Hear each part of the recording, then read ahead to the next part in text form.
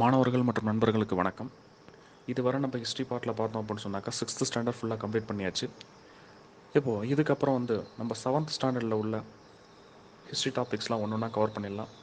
இப்போ இந்த 7th ஸ்டாண்டர்டில் டேர்ம் 1ல் இருக்கக்கூடிய 2 லெசனை பற்றி இந்த செஷனில் பார்க்கலாம். ஃபர்ஸ்ட் லெசன் பார்த்தோம் அப்படின்னு சொன்னாக்கா சோர்சஸ் ஆஃப் மிடிவல் இந்தியா அப்படின்னு ஒரு லெசன். அதுக்கு அடுத்தது emergence of new kingdoms in north India அப்படின்னு அடுத்த பாடம். இந்த 2 பாடத்தை பற்றி இந்த செஷனில் பார்க்கலாம்.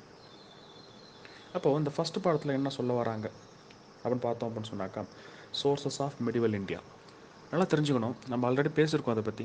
இந்த மிடிவல் இந்தியா அப்படின்னு சொல்லி பார்த்தோம் அப்படின்னு சொன்னாக்கா எப்போது அரேபியர்கள் மற்றும் துருக்கியர்களோட படையெடுப்பு இந்தியாவில் நடந்துச்சோ, அவங்களோட அரசாங்கத்தை இந்தியாவில் நிறுவனாங்களோ, அந்த காலகட்டத்திலேருந்தே பார்த்தோம் அப்படின்னு சொன்னால் அந்த இடைக்கால இந்தியா அப்படின்னு சொல்லிட்டு ஒன்று உருவாயிடுச்சு அப்படின்னு சொல்லிட்டு நம்ம ஆல்ரெடி பேசியிருக்கோம். இந்த இடைக்கால இந்தியாவை இன்னொரு பேர்லையும் அழைப்பாங்க. என்ன அப்படின்னு சொன்னாக்கா அந்த பீரியட் ஆஃப் முஸ்லீம் ரூல்னு சொல்லுவாங்க.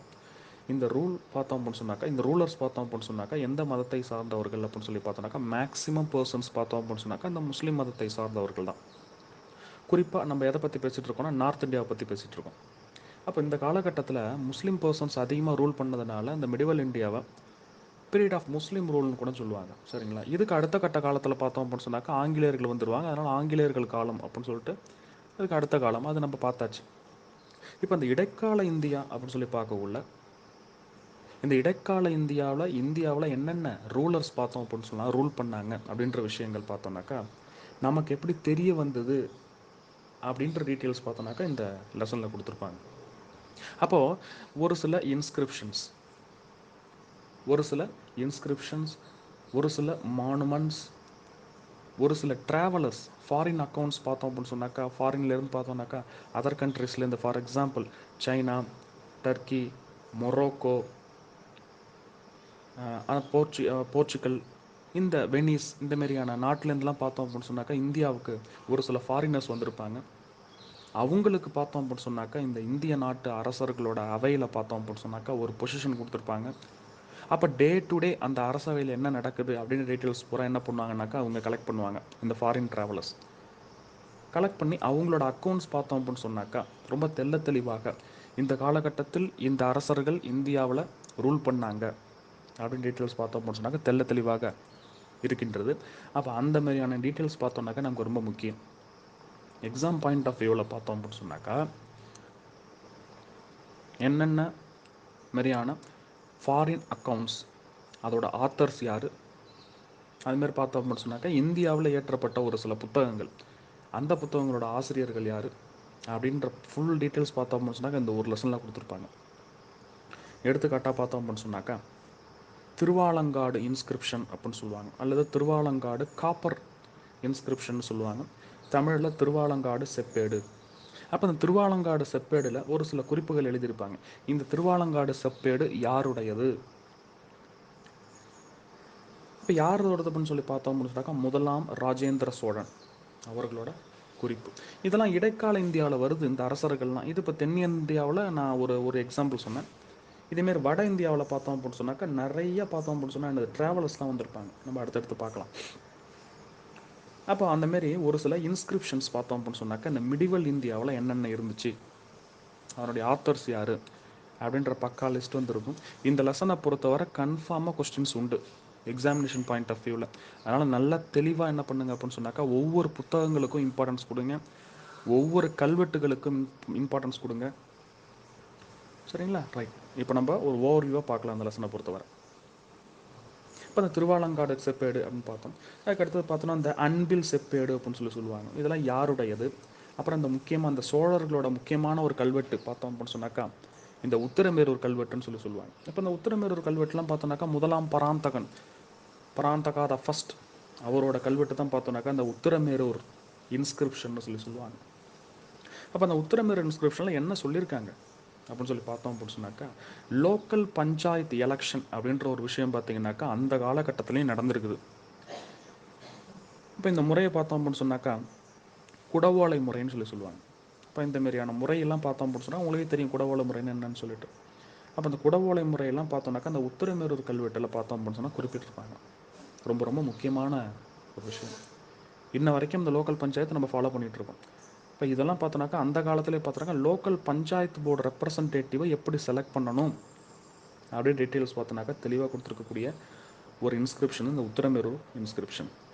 அப்போ இது எங்கே இருக்குது, இதை நிறுவியவர் யார் அப்படின்னு டீட்டெயில்ஸ்லாம் ரொம்ப முக்கியம். அதுக்கு அடுத்தது பார்த்தோம் அப்படின்னு சொன்னாக்கா ஒரு சில லேண்ட் பார்த்தோம் அப்படின்னு சொன்னால் பொதுமக்களுக்காக கொடுத்துருப்பாங்க.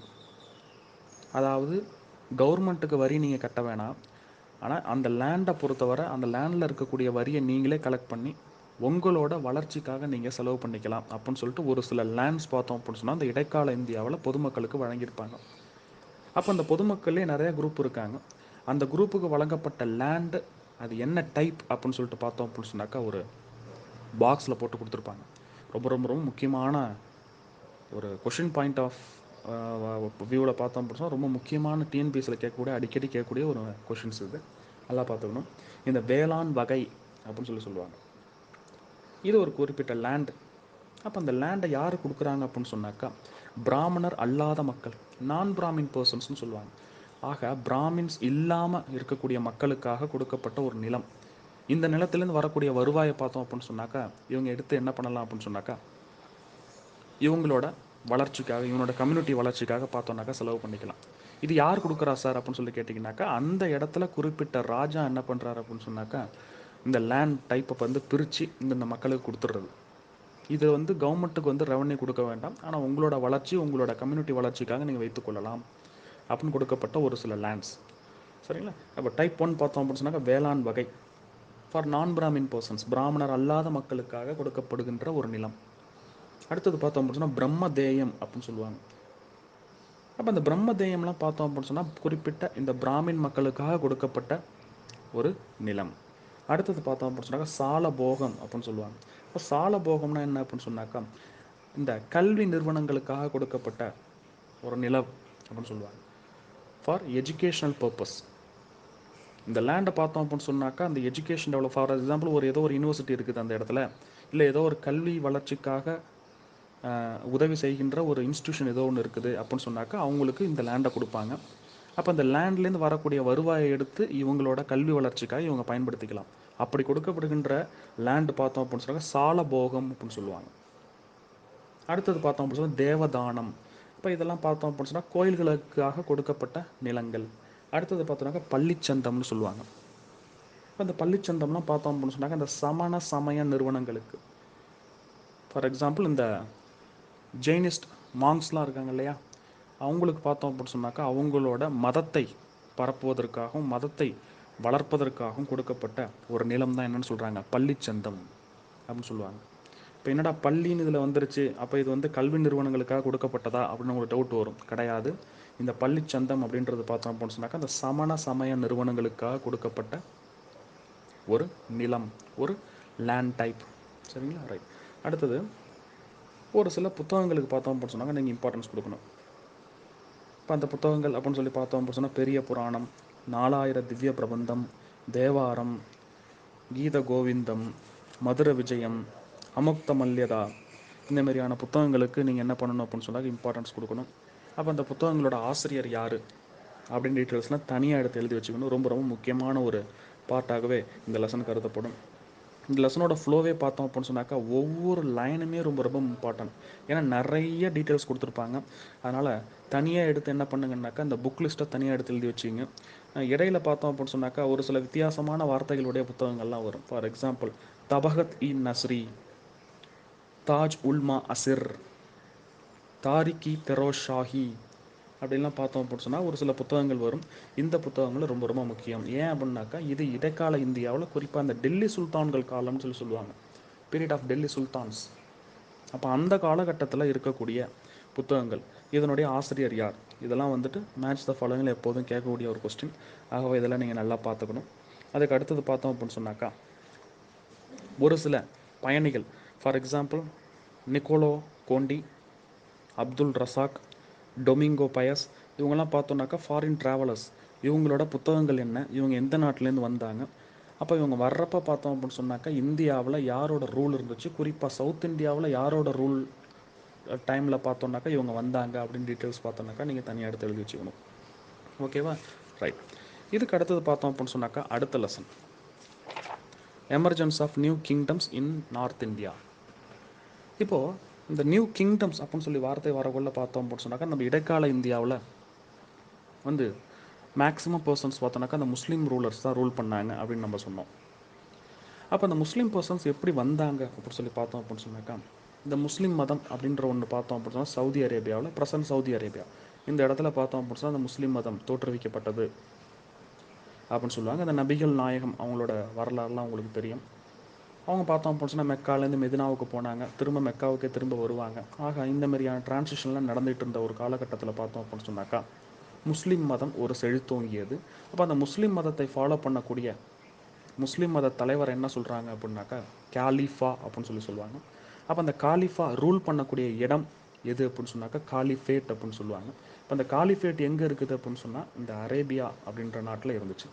அப்போ அந்த முஸ்லீம் மதத்தை ஃபாலோ பண்ணக்கூடிய அரசர்கள் பார்த்தோம் அப்படின்னு சொன்னாக்கா இந்தியாவில் ஒரு சில இன்வேஷன்ஸ் நடத்தணும், எக்ஸ்பெடிஷன் நடத்தணும் அப்படின்னு ஒரு ஸ்டேஜில் பார்த்தோம் அப்படின்னு சொன்னாக்கா இந்தியாவை நோக்கி படையெடுத்து வராங்க. அப்படி வரக்குள்ள பார்த்தோன்னாக்கா இந்தியாவை படையெடுத்து வந்த முதல் முஸ்லீம் நபர் அப்படின்னு சொல்லி பார்த்தோன்னாக்கா முகமது பின் காசிம் அப்படின்னு சொல்லி சொல்லுவாங்க. 1712 AD கிபி 712 பார்த்தோம் அப்படின்னு சொன்னாக்கா இந்த முகமது பின் காசிம் அப்படின்றவர் தான் first Muslim invader to invade India அப்படின்னு சொல்லி சொல்லுவாங்க. அவர் வந்ததுக்கப்புறம் பார்த்தோம் அப்படின்னு சொன்னாக்கா சிந்த் மற்றும் முல்டான் அப்படின்ற இடத்துல பார்த்தோம் அப்படின்னு சொன்னாக்கா இவரோட டெரிட்டரிஸை ஆக்குபை பண்ணியிருப்பார். அங்கே ஒரு சின்ன ஒரு முஸ்லீம் கிங்டத்தையும் பார்த்தோம் அப்படின்னு சொன்னாக்கா உருவாக்கியிருப்பார். அப்போ இந்த சிந்த் முல்தான் இது ப்ரெசண்ட்டாக இப்போ எங்கே இருக்குன்னாக்கா பாகிஸ்தானில் இருக்குது.